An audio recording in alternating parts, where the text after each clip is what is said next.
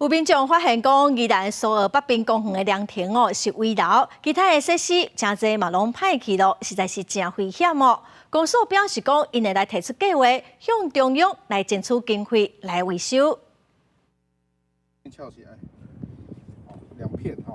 大地观景平台会当看到茶帮拢已经翘起来，会当看海的椅啊、手花嘛无去。公园内底的凉亭啊，有用封锁线围起来。 因为已经是危楼，内底还阁会当看到牛条已经有必顺。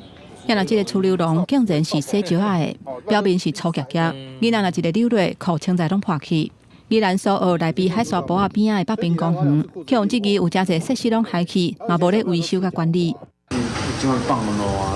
本来就是要我台北再来几个月啊，甲凉亭啊围起来封锁线已经褪色。 会当发现这设施无修理甲保养已经真久啊！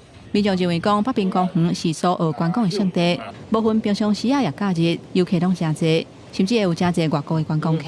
这设施若拢无修理、无保养，可能会影响观光的形象。这些东西应该都要尽快、立即的来做一些处置，然后来避免说群众可能因为来到这边游玩，或者是不小心去踩踏到的时候，避免这些可能意外的情况来发生。 北滨公园目前是苏澳镇公所咧管理的，当地东北角风管处原底有提计划要修理，不过因为甲地方无共识，就安尼放互伊去。